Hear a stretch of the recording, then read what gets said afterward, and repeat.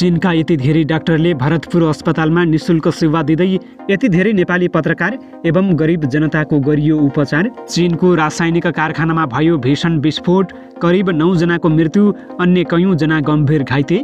दक्षिण कोरिया र अमेरिकाले किमको शासन समाप्त गरिदिने धम्की दिएपछि उत्तर कोरिया बन्यो आक्रोशित, आणविक युद्ध लड्न तयार रहेको दियो कडा चेतावनी। अमेरिका र ताइवानका रक्षा अधिकारीहरूको बैठक सम्पन्न, चीनले भने ताइवानी आकाशमा पठायो यति धेरै लडाकु विमान। सुडानमा युद्धरत पक्ष 7 दिनका लागि युद्ध विराम गर्न सहमत, राजधानी खार्तुम लगायत कयौं सहर ध्वस्त।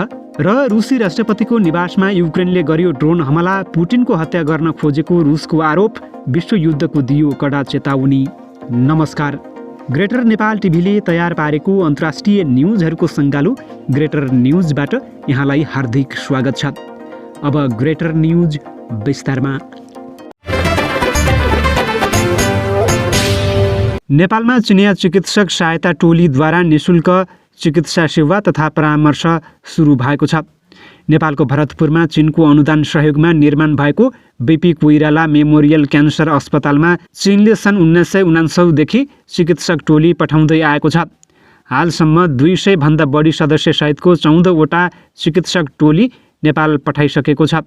यस श्रम दिवसको बिदामा नेपालमा कार्यरत 14औं ब्याजको चिनिया चिकित्सा सहायता टोलीले काठमाडौँ उपत्यकामा झन्डै 1000 नेपाली तथा चिनिया साथीहरूलाई निशुल्क क्लिनिक सेवा उपलब्ध गराएको जनाएको छ। यस श्रम दिवसको बिदामा चिकित्सक टोलीले काठमाडौँ उपत्यकामा स्थानीय गाउँले, शिक्षक तथा विद्यार्थी, नेपाली सञ्चारकर्मी र बेल्ट एन्ड रोड निर्माण परियोजनाका चिनिया तथा नेपाली कामदारहरूका लागि चिनिया औषधि सम्बन्धी निशुल्क परामर्श तथा सेवा प्रदान गरेको जनाएको छ। चीनको एक रासायनिक कारखानामा भएको विस्फोटमा परि 9 जनाको मृत्यु भएको छ।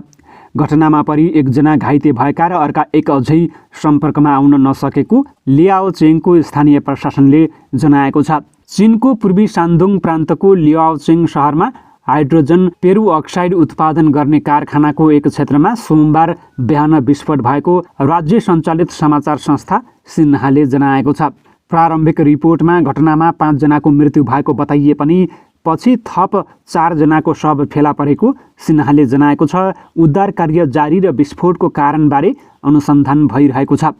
1 जना घाइतेलाई तत्काल अस्पताल लगिएको छ र विस्फोटका कारण लागेको आगो निभाइएको छ।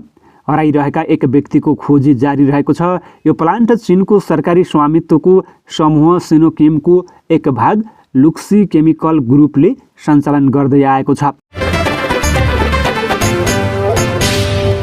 अमेरिका र दक्षिण कोरियाले उत्तर कोरियाली सर्वोच्च नेता किम जोङ उनको शासन समाप्त गरिदिने चेतावनी दिएपछि प्योङयाङले कडा प्रतिक्रिया जनाएको छ। उत्तर कोरियाले परमाणु क्षमतालाई झनै बढाउने र आफूहरू अमेरिका र दक्षिण कोरियासँग नडराउने बताएको छ।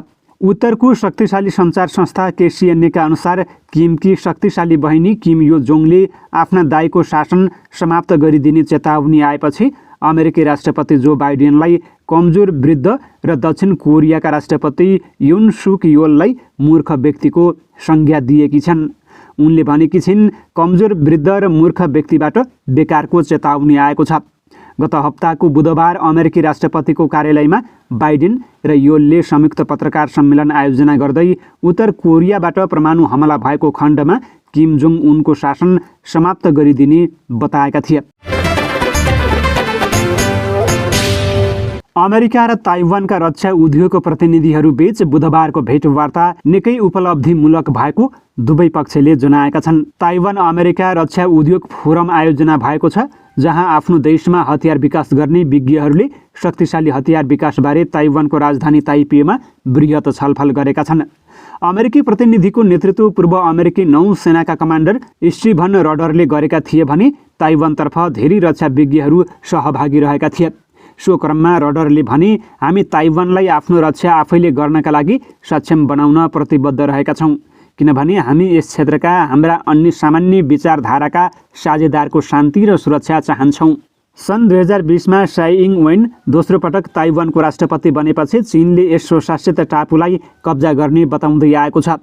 चीनले ताइवानलाई आफ्नो टापु भएको बताउने गर्छ। यद्यपि साईले ताइवान एक सार्वभौम राष्ट्र भएको बताउँदा सो क्षेत्रमा तनाव उत्पन्न भएको हो। पछिल्ला दिनहरूमा ताइवानको हवाई क्षेत्रमा चीनका लडाकु विमानहरू घुस्नी गरेका छन्। अमेरिकी पूर्व कमान्डर स्टिभन रडर यस विषयमा भन्छन्, हामी ताइवानको आत्मरक्षा क्षमताको हिस्सा बन्न चाहन्छौँ। हामी ताइवानलाई सक्दो सहयोग गर्न तयार रहेका छौँ। रडर पहिले प्रशान्त क्षेत्रमा अमेरिकी नौसेनाका प्रमुख रहेका थिए। उनले जहिल्यै पनि खुल्ला हिन्द प्रशान्त क्षेत्रको वकालत गर्दै आएका छन्। उनका अनुसार अमेरिकाको सन् 1979 को ताइवान सम्बन्ध अधिनियमले ताइवानले आफ्नो रक्षा गर्न सक्नुपर्ने अमेरिकाले सुनिश्चित गर्न आवश्यक रहेको छ। त्यतिबेला अमेरिकाले चीनको पक्षमा उभिँदै ताइवानसँगको कूटनीतिक सम्बन्ध त तोडेको थियो, तर कानुनी आधारमा ताइवानलाई आत्मरक्षाका लागि सहयोग गर्न वासिङ्टन बाध्य रहेको छ। अमेरिकाले एक चीन नीतिको पालना गर्ने बताउँछ, तर हतियार दिएर ताइवानलाई चीन विरुद्ध अघोषित रूपमा सहयोग गरिरहेको छ। विश्वका अधिकांश देश ताइवानलाई हतियार बेच्न चाहँदैनन्, किनभने उसलाई हतियार दिनु भनेको चीनसँग पैठेजोरी खोज्नु सरह हो। अमेरिका आफैले ताइवानलाई F-22 र F-35 जस्ता अत्याधुनिक र शक्तिशाली लडाकु विमान बेच्दैन, जसले चीनको J-20 युद्ध विमानलाई टक्कर दिन सकोस्। हाल सम्पन्न ताइवान अमेरिका रक्षा फोरमले ताइवानलाई शक्तिशाली हतियार, रक्षा प्रणाली, मिसाइल जस्ता रणनीतिक हतियार आफैले विकास गर्न सक्षम बनाउने निर्णय गरेको रोयटर्सले जनाएको छ। अमेरिकाले आफ्नो हतियार प्रविधि ताइवानलाई हस्तान्तरण गर्ने अनुमान रहेको छ, तर ताइवान सरकारका विज्ञ सेन मिङसीले अमेरिकी हतियार प्रविधि ताइवान आइपुग्दा त्यो चीनको हातमा जाने खतरा उत्पन्न हुने भन्दै चिन्ता व्यक्त गरेका छन्। यसो भएमा चीन झनै शक्तिशाली बन्ने उनको ठम्म्याइरहेको छ। गत महिना अप्रिलको सुरुवातमा चीनले ताइवान वरपर युद्ध अभ्यास गरेको थियो। चिनिया युद्ध अभ्यासमा ताइवान कब्जा गर्ने दृढता देखिन्थ्यो। चिनिया सेनाले एनिमेसन भिडियो सार्वजनिक गर्दै ताइवानलाई कसरी आक्रमण गर्ने भनेर आफ्नो रणनीति नै सार्वजनिक गरेको थियो।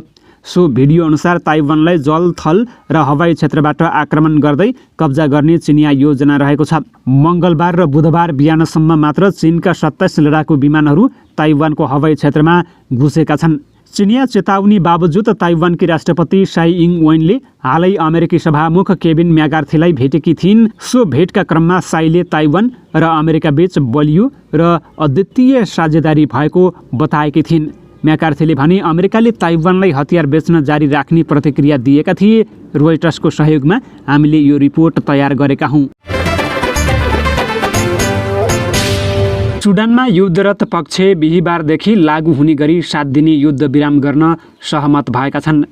दक्षिण सुडानका राष्ट्रपति साल्भा किर मायारदिटसँगको फोन वार्तामा युद्धरत समूहका नेताले उक्त सहमति गरेका हुन्। दक्षिण सुडानका राष्ट्रपतिले लामो समयसम्म युद्ध विराम हुनुपर्नेमा जोड दिँदै त्यसका निम्ति वार्ता अपरिहार्य भएको बताए। उनले दुवै पक्षलाई वार्ताको मिति प्रस्ताव गर्न आग्रह गर्नुका साथै दुवै समूहलाई मान्य हुने वार्ता स्थल निर्धारण गरिने जानकारी दिए। शीघ्र वार्ताका निम्ति प्रतिनिधिको नाम पठाउन पनि उनले आग्रह गरेका छन्। व्यापार र विकासका लागि 8 अफ्रिकी देशको अन्तर सरकारी मञ्च IGAD का प्रमुख समेत रहेका दक्षिण सुडानका राष्ट्रपतिलाई युद्धरत पक्षलाई वार्ताको टेबलमा ल्याउन तथा युद्ध विराम गराउन सम्बद्ध पक्षसँग वार्ता गर्न IGAD ले अधिकार प्रत्यायोजन गरेको थियो। भीषण युद्धका कारण राजधानी खार्तुम लगायत सुडानको अवस्था भयावह बनेपछि IGAD ले युद्ध विरामको पहल गरेको हो। अप्रिल 15 मा सुरु भएको लडाईँमा 500 भन्दा बढी व्यक्तिको मृत्यु भइसकेको छ। खार्तुम र ब्लू नाइल राज्य, उत्तरी कोर्डोफान साथै पश्चिमी क्षेत्र डार्फरमा भएको लडाईँका कारण करिब 75,000 विस्थापित भएको राष्ट्रसङ्घले जनाएको छ। लडाईँले विदेशी र अन्तर्राष्ट्रिय कर्मचारीको ठूलो सङ्ख्या पलायन हुन थालेको छ। 50 लाख मानिसको बसोबास रहेको खार्तुम सहर अराजकता र दण्डहीनताले ग्रस्त रहेको छ। खार्तुमका अधिकांश मानिस खाना, पानी र बिजुलीको अभावमा आफ्नो घरभित्र बस्न बाध्य रहेका छन्। 10,000 मानिस सुडानभित्र विस्थापित भएका छन् भने केहीले युद्धबाट भाग्न छिमेकी चाड, इजिप्ट, दक्षिण सुडान र इथियोपियाको कठिन यात्रा तय गरेका छन्। युक्रेनले रुसी राष्ट्रपति भ्लादिमिर पुटिनको सरकारी निवासमा ड्रोन हमला गरेको छ। राष्ट्रपति पुटिनको सरकारी निवासमा गरेको ड्रोन हमलापछि राष्ट्रपति भवनमाथिबाट धुवाँको मुस्लो उडेको भिडियो फुटेजहरू सार्वजनिक भएका छन्। रुसी राष्ट्रपति पुटिनको हत्या गर्ने उद्देश्यले युक्रेनले ड्रोन हमलाको प्रयास गरेको रुसको आरोप रहेको छ।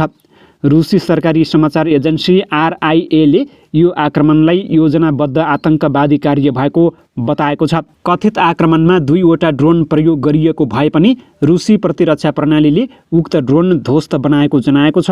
रुसले विजय दिवस मनाउन लागेको पूर्व सन्ध्यामा युक्रेनले राष्ट्रपतिको हत्या गर्ने प्रयास गरेको बताएको हो। आक्रमणपछि आक्रोशित रुसले यस आक्रमणलाई अतिवादी आक्रमणको संज्ञा दिँदै घटनाको जवाफ दिने चेतावनी दिएको छ। युक्रेनले ड्रोन आक्रमणमा आफ्नो संलग्नता नरहेको दाबी गरेको छ। रुसले भने विश्वयुद्धसम्म गर्ने चेतावनी दिएको छ।